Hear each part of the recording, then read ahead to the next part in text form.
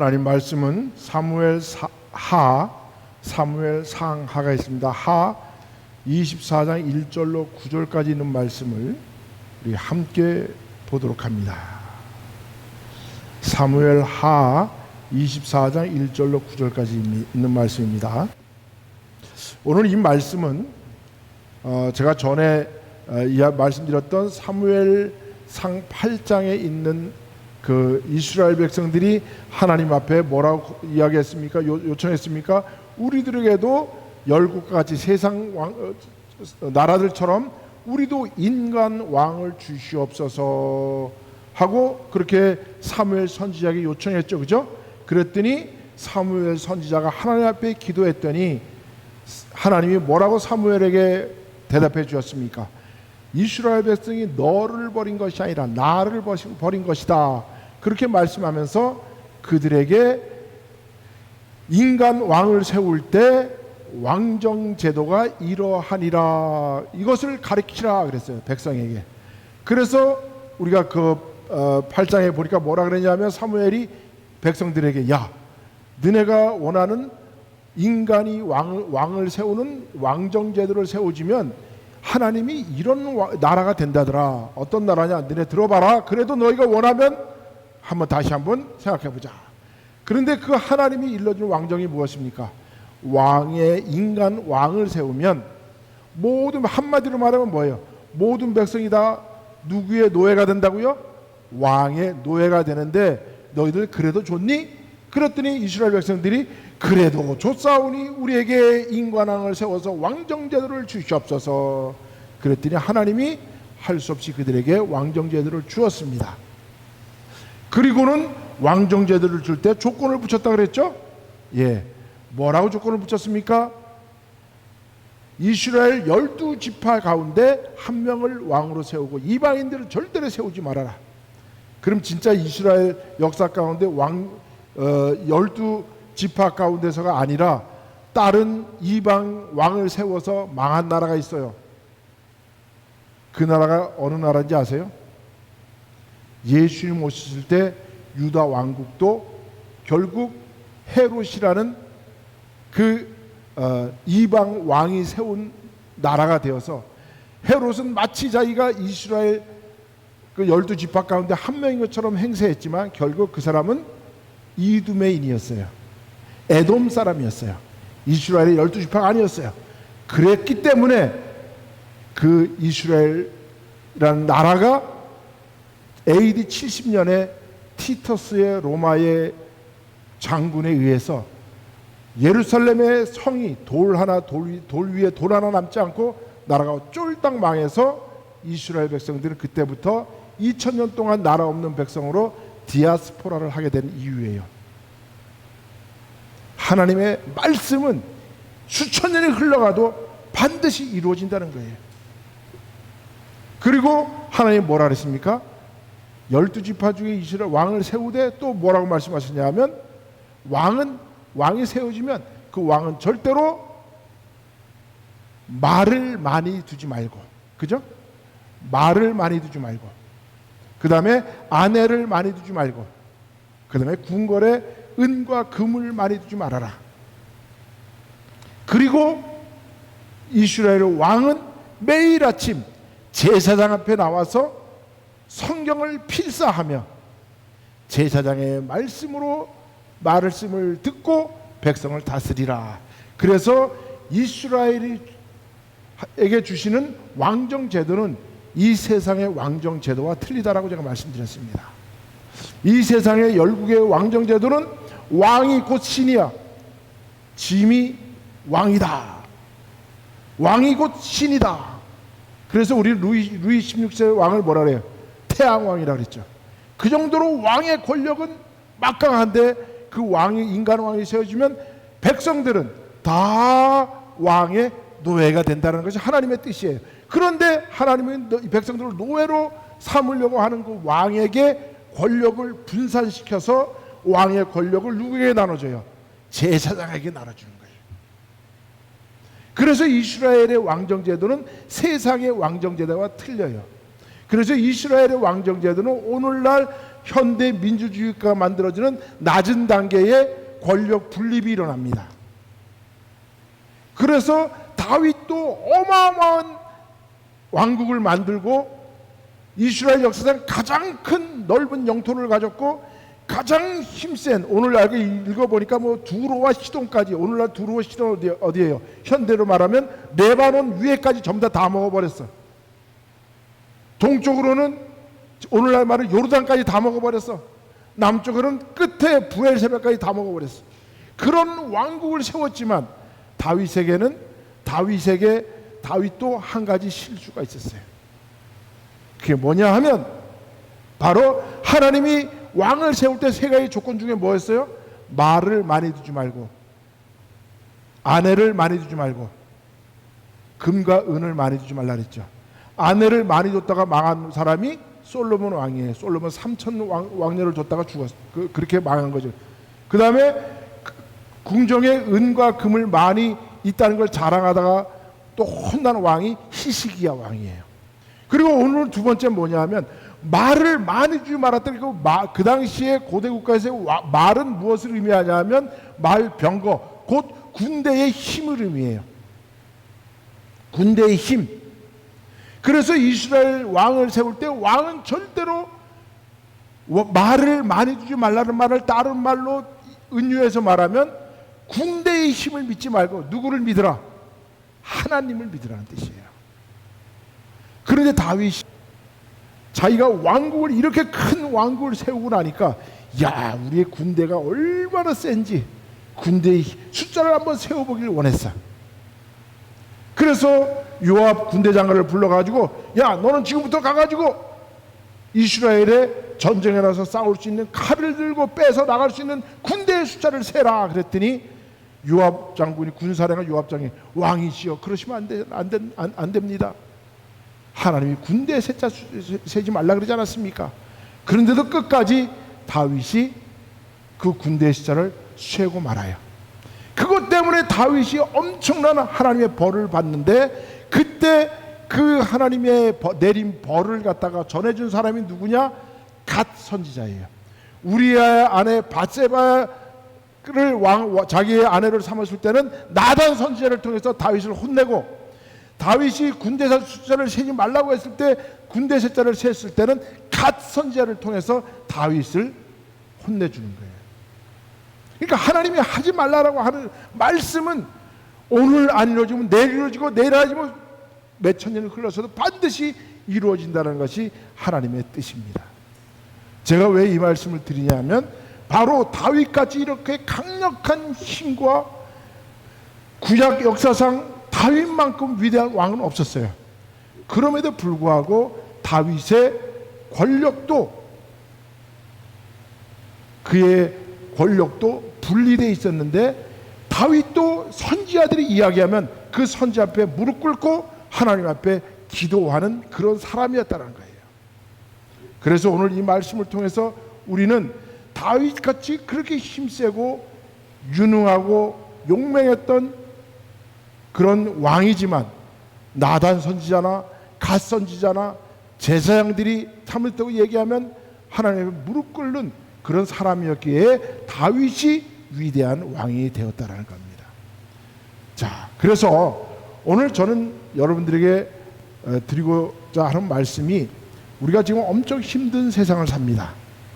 기독교인으로서 어쩌면 마지막 때에는 기독교인으로, 예수를 믿는 사람으로, 크리스찬으로 산다는 것이 어쩌면 로마 시대 때처럼 그런 핍박과 환난이 있을 때가 있다는 거예요. 그러나 우리는 그렇다 할지라도 하나님이 주시는 자유함을 끝까지 지키며 나아가야 한다는 거예요. 그래서 제가 항상 책을 쓰고 다른 사람에게 책을 제가 이렇게 드릴 때, 또 사인회를 할 때 제가 항상 글에다 쓰는 게 있습니다. 거기다 뭐라 쓰냐면 예수 그리스도, 그거를 이제 너무 기니까 제가 빼서 자유를 알면 세상과 천국이 보인다. 그리고 왜 자유를 알면 천국과 세상이 보이냐 하면요, 이 문제 때문에 그렇습니다. 자유민주주의 시작은 모든 권력을 분산하는 것부터 시작됩니다. 아까 제가 말씀드린 것처럼 인간의 왕은 백성들을 자기의 군대의 힘에 그 권력에 의해서 백성들을 압제하고 백성들을 자기의 노예로 삼는 거예요. 왕이 정말 힘이 세서가 아니에요. 왕은 누구의 힘을 믿고 백성을 다스려요? 군대의 힘을 믿고 백성을 다스리는 거예요.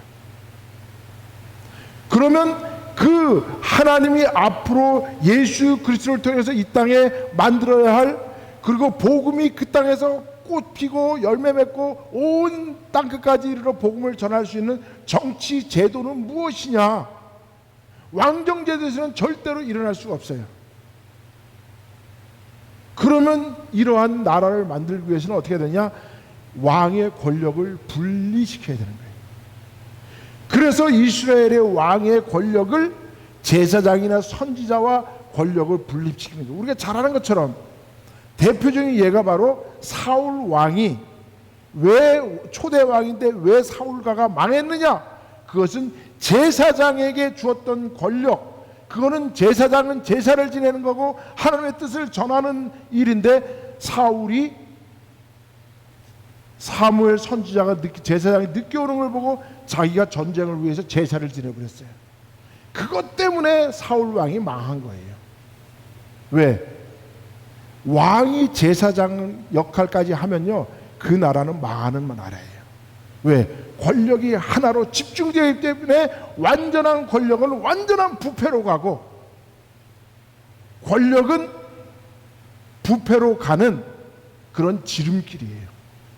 그래서 자유민주주의 시작은 뭐냐?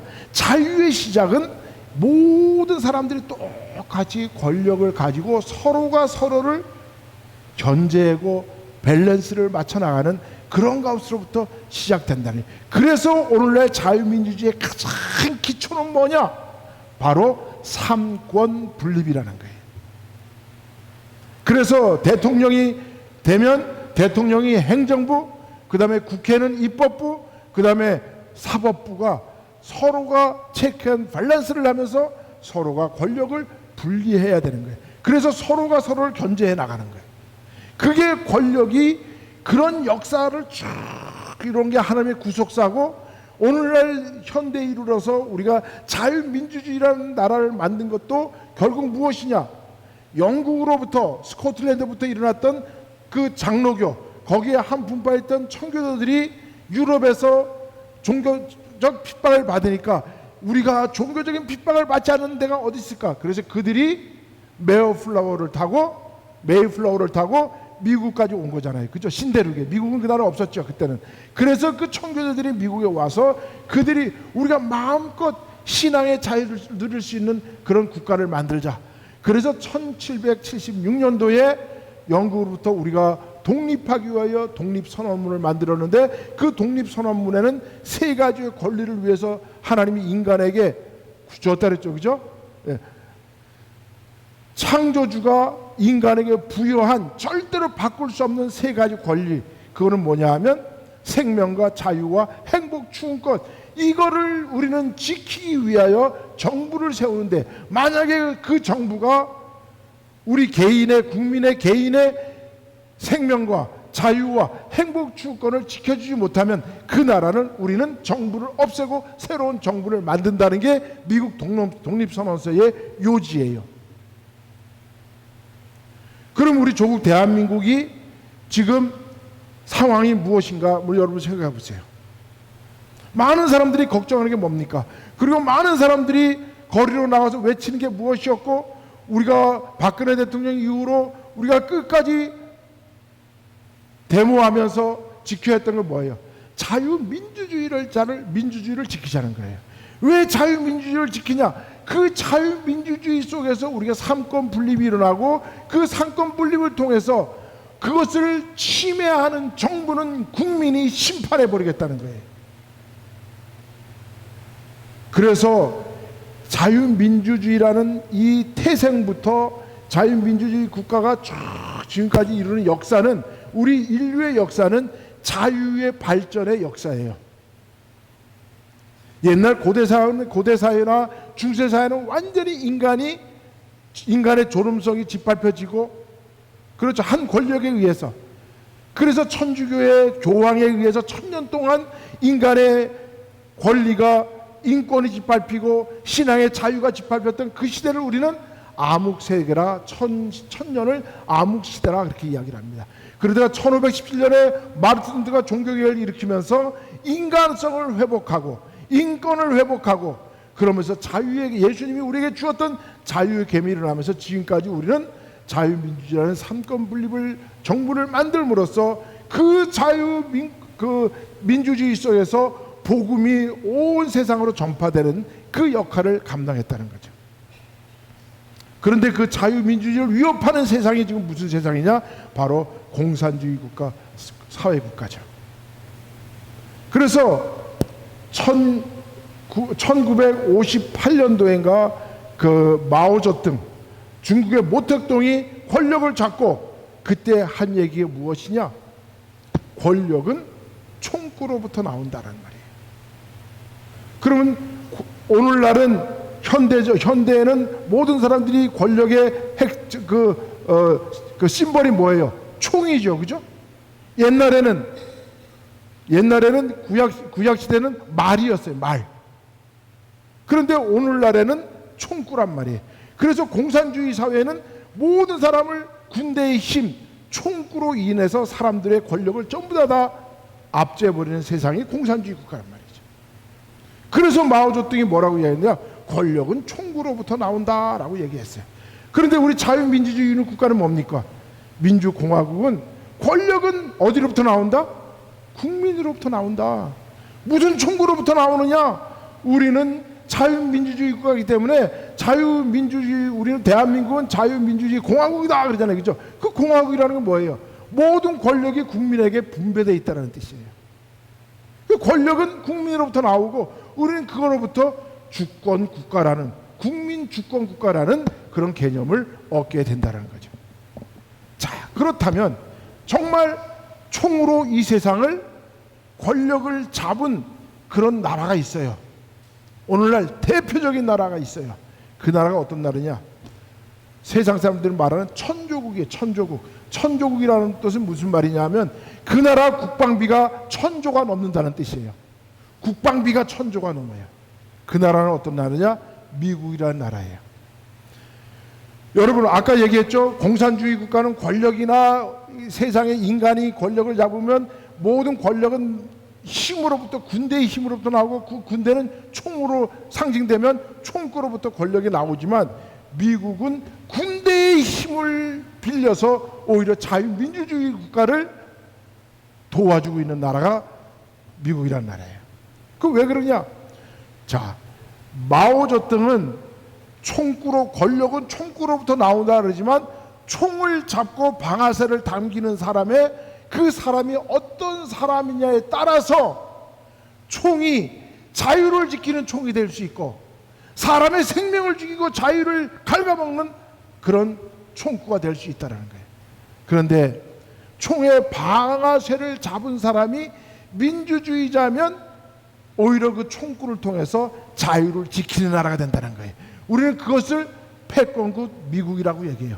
그래서 우리가 감사하는 건 뭐냐?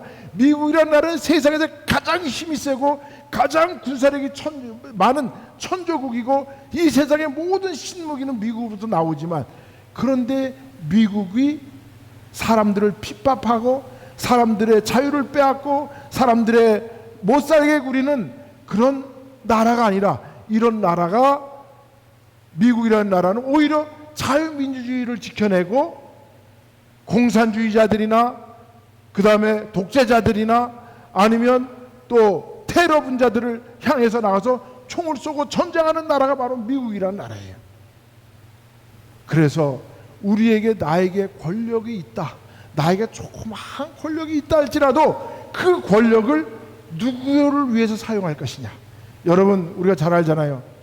의사가 메스를 들면 그 메스로 사람의 병을 고쳐내고 암덩어리를 꺼내내고 하지만 깡패가 그 메스를 들면 사람을 죽이고 생명을 해야 하는 그런 일을 한다는 거예요. 누가 총구를 들이대느냐, 누가 총구의 방아쇠에 총을 잡느냐, 그러면 어떻게 됩니까? 사람을 변화시키면 돼.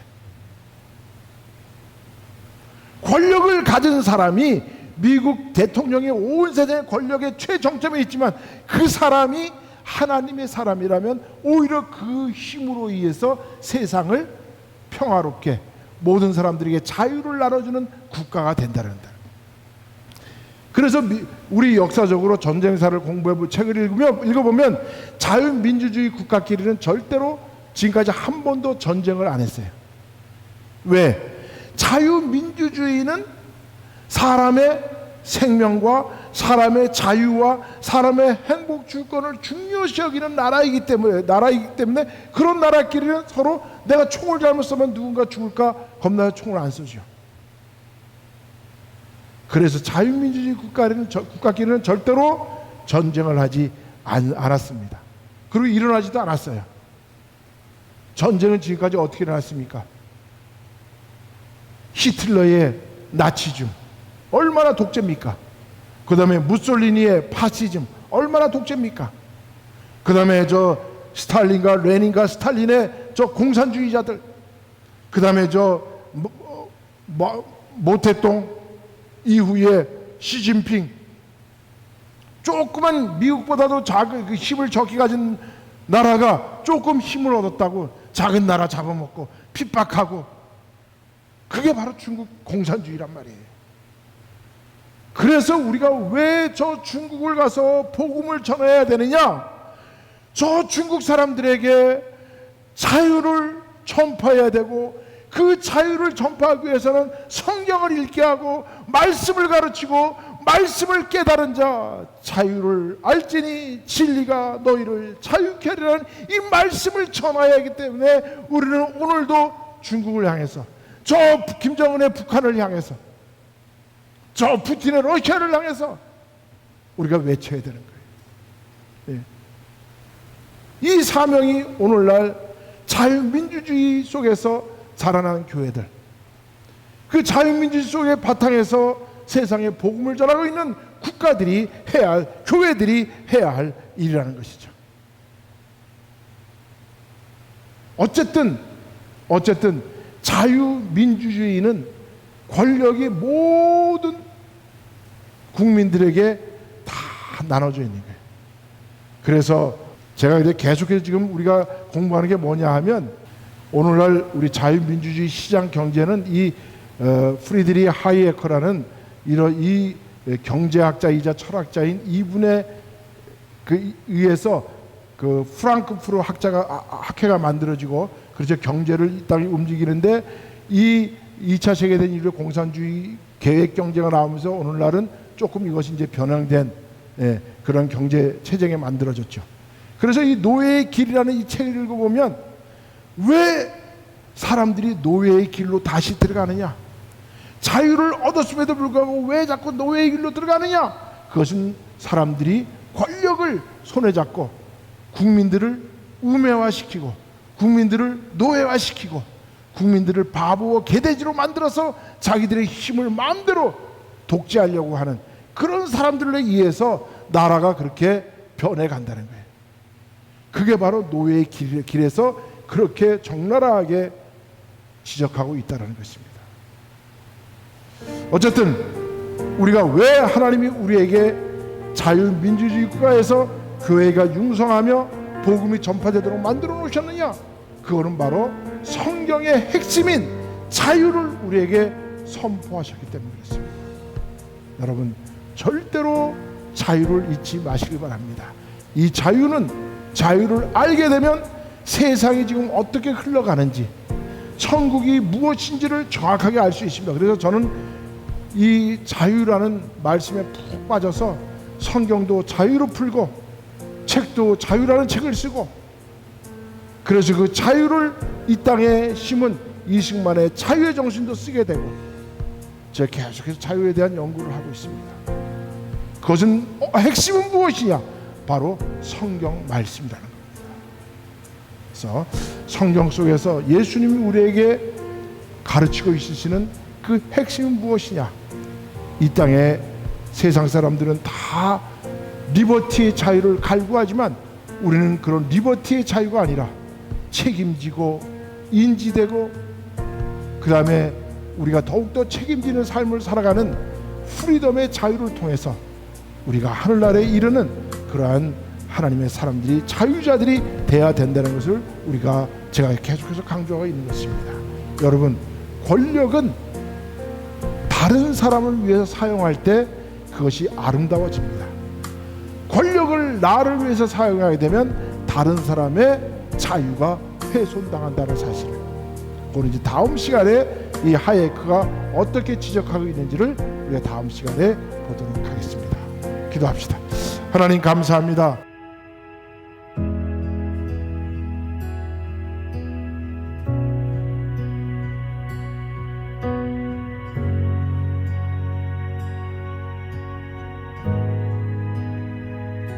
주님 놀라우신 길을 만드는 기적의 주, 어둠 속에